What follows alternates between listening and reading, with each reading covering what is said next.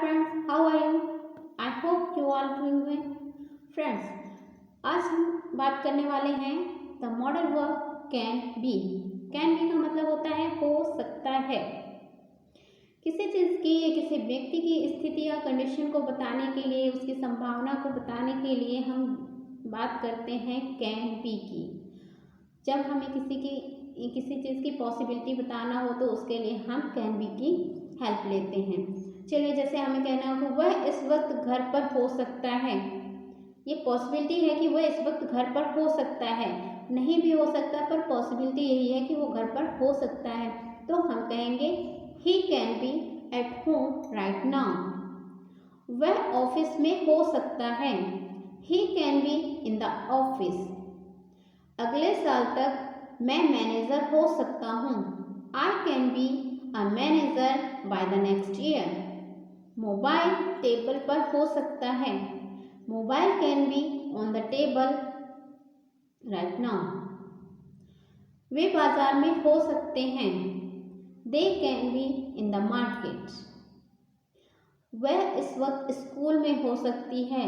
She can be in the school right now. तो इस तरह से अगर हमें किसी चीज़ की पॉसिबिलिटी बतानी है, हमें ये बताना है कि कोई कहाँ पर हो सकता है या कोई चीज़ है जो किस कंडीशन में हो सकती है, तो हमें यूज़ करना होता है कैन बी।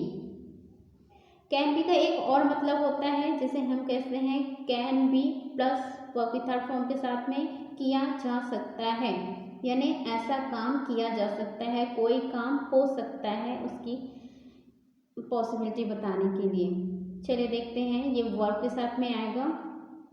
इंग्लिश बोली जा सकती है। अगर हम कहना चाहें कि इंग्लिश इतनी डिफिकल्ट नहीं है, इंग्लिश बोली जा सकती है, तो English can be spoken. English can be spoken. तुम्हें आमंत्रित किया जा सकता है। You can be invited. You can be invited. Target पाया जा सकता है। The target can be achieved. A goal can be achieved. Exam pass किया जा सकता है। The exam can be passed. तो इस तरह से आपने देखा कि हम कैन बी का यूज़ दो सेंसेस में करते हैं, एक तो एक्टिव और एक तो पैसिव। जिसमें हम कैन बी यानी हो सकता है की बात करते हैं, वो हमारा एक्टिव फॉर्म है, और जिसमें हम कैन बी प्लस वर्ब की थर्ड फॉर्म के साथ बात करते हैं, किया जा सकता है, ये हमारा होता है passive form. I hope you understand. Thank you.